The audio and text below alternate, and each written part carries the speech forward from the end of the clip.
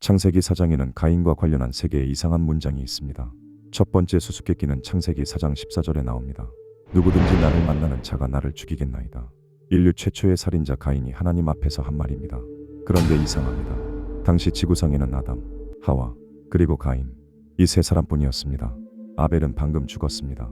그렇다면 누구든지는 대체 누구입니까? 이 질문은 수천 년 동안 사람들을 혼란스럽게 만들었습니다. 무신론자들은 이것을 성경의 모순이라고 주장합니다. 그들은 이렇게 말합니다. 성경에 오류가 있다. 아담과 하와만 있었다면서 갑자기 다른 사람들이 나온다.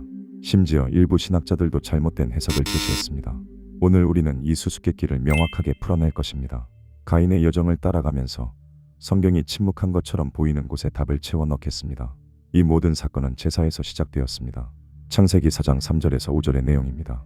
가인은 땅의 소산으로 제물을 삼아 여호와께 드렸고 아벨은 자기도 양의 첫 새끼와 그 기름으로 드렸더니 여호와께서 아벨과 그의 제물은 받으시고 가인과 그의 제물은 받지 아니하신지라. 하나님은 아벨의 제사는 받으셨지만 가인의 제사는 받지 않으셨습니다. 창세기 4장 5절에 가인을 이렇게 묘사합니다. 가인은 몹시 분하여 안색이 변하니 그의 분노가 폭발했습니다. 하나님께서 경고하십니다. 창세기 4장 7절 죄가 문에 엎드려 있느니라. 하지만 가인은 듣지 않았습니다. 창세기 4장 8절 그들이 들에 있을 때 가인이 그의 아우 아벨을 죽이니라. 들판에서 증인이 없는 곳에서 인류 최초의 살인이 발생했습니다. 하나님께서 가인을 부르십니다. 창세기 4장 9절에서 10절을 보면 하나님께서 이렇게 말씀하십니다. 내 아우 아벨이 어디 있느냐? 내 아우의 피 소리가 땅에서부터 내게 호소하느니라. 가인이 아벨을 죽였다는 건 대부분 아는 내용일 것입니다. 그런데 창세기 4장 14절 뒷부분에는 굉장히 특이한 내용이 있습니다. 누구든지 나를 만나는 자가 나를 죽이겠나이다. 그런데 이상합니다. 당시 지구상에는 아담, 하와 그리고 가인, 이 3사람뿐이었습니다. 아벨은 방금 죽었습니다. 그런데 가인은 누구든지라고 말합니다. 사람을 복수로 표현합니다. 이는 많은 사람들을 암시합니다. 그런데 이 구절을 가지고 일부 학자들은 이렇게 주장해 왔습니다. 아담 이전에 다른 인류가 있었다. 창세기 1장의 인류 창조와 창세기 2장의 아담 창조는 서로 다른 별개의 사건이다. 하나님께서 여러 인류를 창조하셨고 그중 아담 가문을 특별히 선택하셨다. 가인이 두려워한 것은 이미 존재하던 외부 부족들이었다는 등 이러한 견해는 19세기 후반부터 일부 자유주의 신학자들 사이에서 계속 제기되었습니다. 하지만 이것은 심각한 문제가 있습니다. 첫째로 해당 견해는 성경과 정면으로 배치됩니다. 우선 창세기 3장 20절을 보면 이렇게 나옵니다. 아담이 그의 아내의 이름을 하와라 불렀으니 그는 모든 산자의 어머니임이더라. 즉 일부 사람들의 어머니가 아닙니다. 단순히 아담 가문의 어머니가 아닙니다. 모든 산자의 어머니라고 성경은 정확히 말합니다. 또한 사도행전 17장 26절을 보면 이렇게 나옵니다. 인류의 모든 족속을 한 혈통으로 만드사. 여기서 한 혈통이라는 뜻은 그리스어로는 엑스헤노스, 즉 하나로부터라는 의미입니다. 또한 고린도전서 15장 45절에도 이렇게 나옵니다. 첫사람 아담은 생명이 되었다.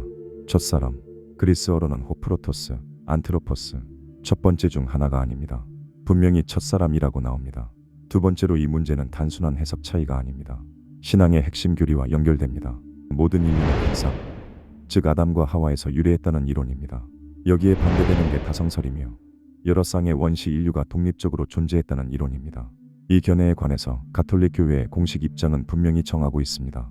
후마니 제네리스 회칙은 현대 신학의 잘못된 경향들을 다룬 문서입니다. 교황 비오 12세는 이렇게 선언했습니다. 선언문 내용 중 37항의 핵심 내용은 이러합니다. 그러나 신자들이 다성설이라고 불리는 견해를 자유롭게 받아들일 수 없다는 것은 전혀 명백하지 않다.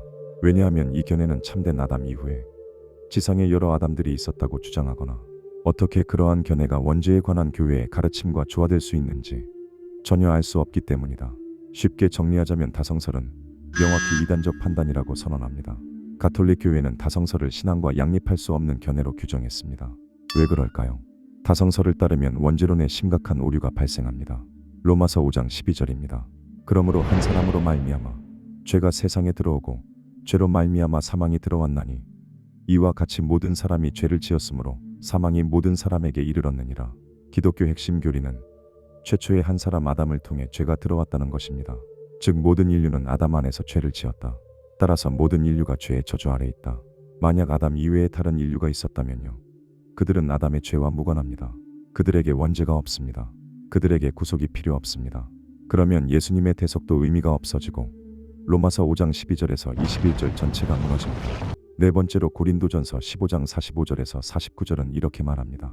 기록된 바 첫사람 아담은 생명이 되었다 함과 같이 마지막 아담은 살려주는 영이 되었나니 첫사람은 땅에서 났으니 흙에 속한 자이거니와 둘째 사람은 하늘에서 나셨느니라. 이것은 성경 신학의 뼈대입니다. 첫 아담이 죄를 가져왔다면 마지막 아담, 즉 예수는 의를 가져옵니다. 만약 아담이 첫사람이 아니라면 이 평행 구조가 무너집니다. 개신교 신조에서도 동일한 의견을 냈습니다. 웨스트민스터 신앙고백 6장 1장에서 3절의 내용입니다. 우리의 시조는 사탄의 관계와 유혹에 빠져 이로써 그들은 원래의 의와 하나님과의 교제로부터 타락하였고 그들은 전 인류의 뿌리였으므로 이 죄의 죄책이 그들의 일반적 생육을 통하여 그들의 후손에게 전가되었고 개신교도 마찬가지로 전 인류의 뿌리, 즉 아담과 하와만이 인류의 조상이라고 고백합니다. 따라서 외부 부족은 성경적으로, 신학적으로, 교회사적으로 받아들일 수 없는 견해입니다. 다시 한번 창세기 4장 14절을 보겠습니다. 누구든지 나를 만나는 자가 나를 죽이겠나이다. 인류 최초의 살인자 가인이 하나님 앞에서 한 말입니다. 그렇다면 누구든지 대체 누구입니까? 히브리어 원문으로 이 구절을 풀어보겠습니다. 히브리어 원문은 콜모체이 야하르게니입니다. 콜은 누구든지, 즉 제한이 없습니다. 모체이는 만나는 자, 즉 우연히 마주치는 사람입니다. 야하르게니는 나를 죽일 것이다. 이것은 미래형 동사입니다. 그렇다면 가인이 두려워한 누구든지의 정답은 무엇일까요? 창세기 5장 4절에 그 힌트가 있습니다. 아담은 셋을 낳은 후 800년을 지내며 자녀들을 낳았으며 복수형입니다.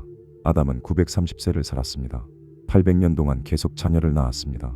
유빌리서와 미드라시 라빠는 이것을 구체적으로 기록합니다. 가인이 태어날 때 쌍둥이 누이가 함께 태어났고 아벨도 쌍둥이 누이들과 함께 태어났습니다.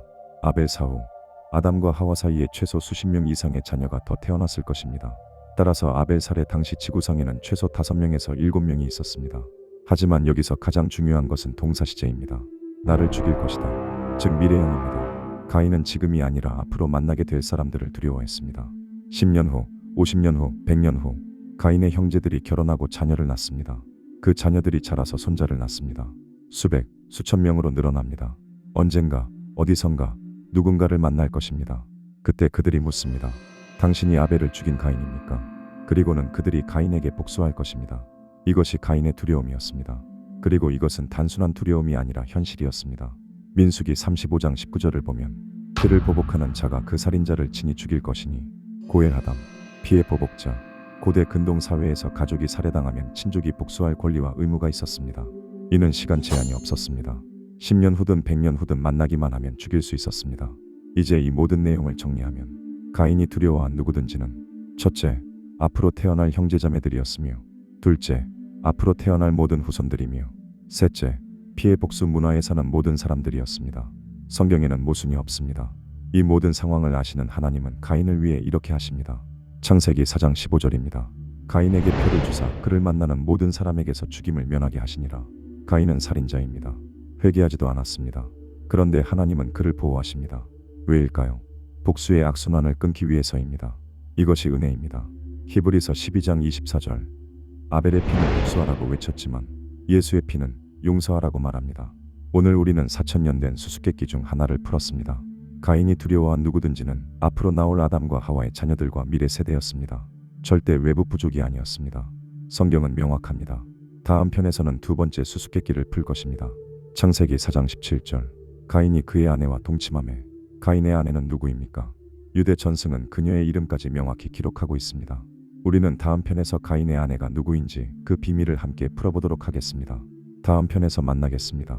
시청해 주셔서 감사합니다. 구독과 좋아요 부탁드립니다.